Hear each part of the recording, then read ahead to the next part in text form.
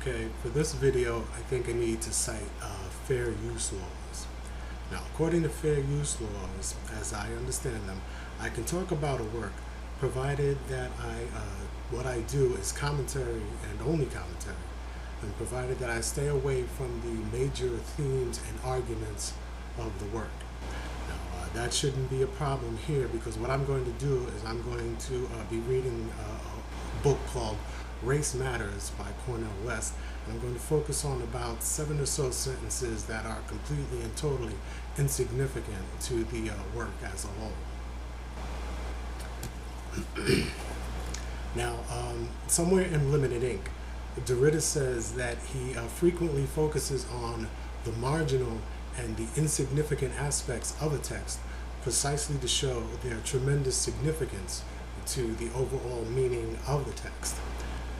In other words, a deconstructive style reading would always pose problems for fair use laws. Now, for me, this is an essay, right? And I've already cited Derrida, so I'll give the space of the epigraph to Emmanuel Levinas.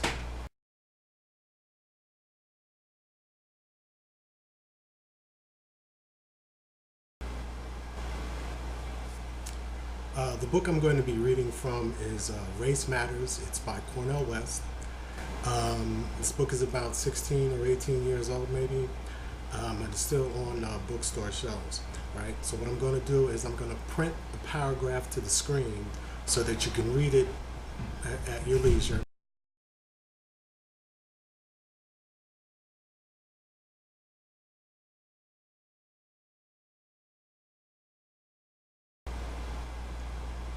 Now, this paragraph comes from a chapter on Malcolm X.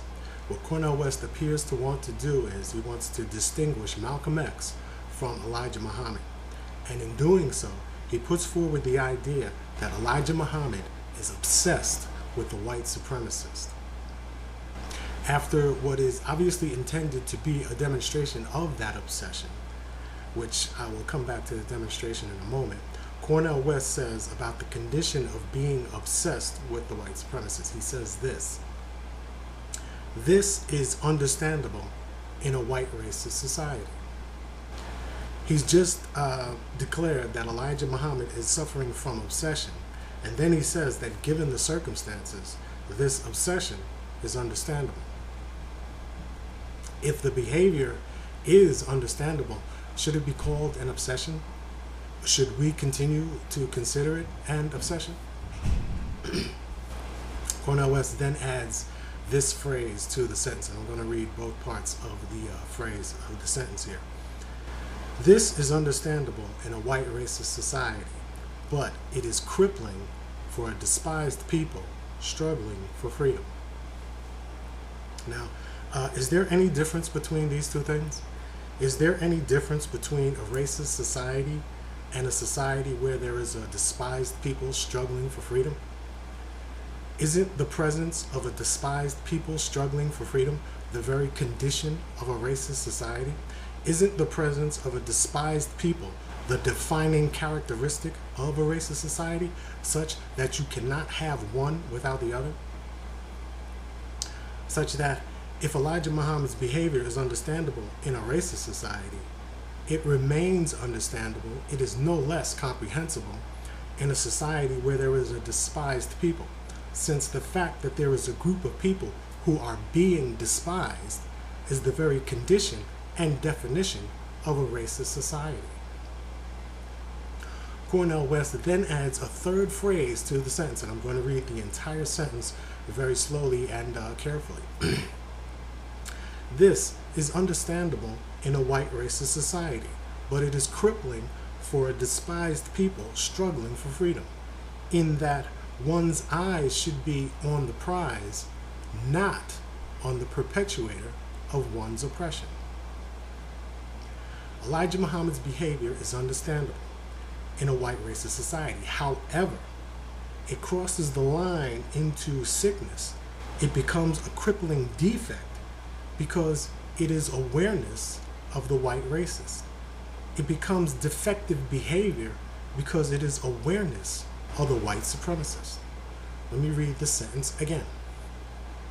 This is understandable in a white racist society, but it is crippling for a despised people struggling for freedom, in that one's eyes should be on the prize and not on the perpetuator of one's oppression.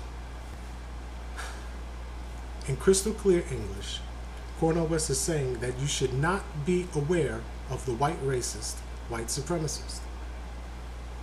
By the implications of the argument, he's saying that awareness of the white racist is a sickness, it's a disease, a defect, a psychic defect. The racist escapes scrutiny and analysis. He escapes judgment. The racist escapes any and all consequences for his actions.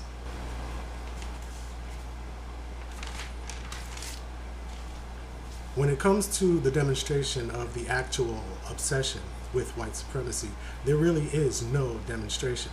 Cornel West simply acts as if the phrase fundamental motivation and the word obsession mean one and the same thing and can be used interchangeably.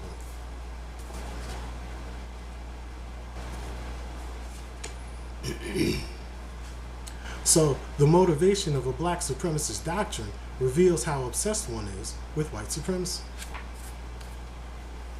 As if being fundamentally motivated to free oneself of something is the same thing as being obsessed with that something.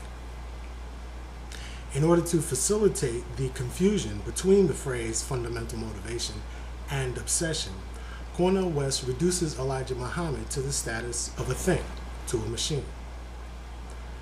He says, that which fundamentally motivates one still dictates the terms of what one thinks and does. He is saying that what we do and even what we think is dictated by a prior commitment, circumstance, or situation. In the rhetoric, Aristotle points out that there is no necessary relationship between what we say and do on the one hand and what we think, feel, experience, or our reality on the other, and that this difference between them creates the space and the opportunity for rhetoric. Now, for Plato and Aristotle, rhetoric was ruse and flattery. In other words, deception and manipulation, right? So the difference between what we say and do on the one hand and what we think, feel, experience, our reality and circumstances on the other also creates the space and opportunity for ruse and flattery, for deception and manipulation. Without this difference, we would not be able to lie. We would not be able to pretend. We would not in any way be able to present anything that we knew was false. Now, Cornel West is putting forward that what fundamentally motivates us, a previous circumstance or commitment, something that we thought or felt, dictates what we do and even what we think. Clearly, this strips the human being of everything that makes the human being human. It strips him of his mind, of his will. It strips him of his originality and freedom, right? The freedom of choice, the freedom at every moment to decide whether to go forward or to turn back. It strips the human being of all that makes him human and reduces him to the status of a thing, a machine, whose output is dictated by an input. Isn't a black reading supposed to protect the black individual, whether historic or ordinary, from just this type of reading that Cornel West is doing here? Isn't a black reading supposed to protect the black individual? Isn't a black reading supposed to protect the black individual from being reduced to an object and a machine? Isn't a black reading supposed to protect the black self, the black consciousness, from being effaced and obliterated? An historical figure, a black male, is reduced to the status of a thing. Without any examples, instances, or any reports of unusual behavior, he is determined to be defective. And of the behavior that he does exhibit, it is generally accepted as understandable given the circumstances. However, he is found defective anyway. And the only thing he ever did was look directly at the white supremacist.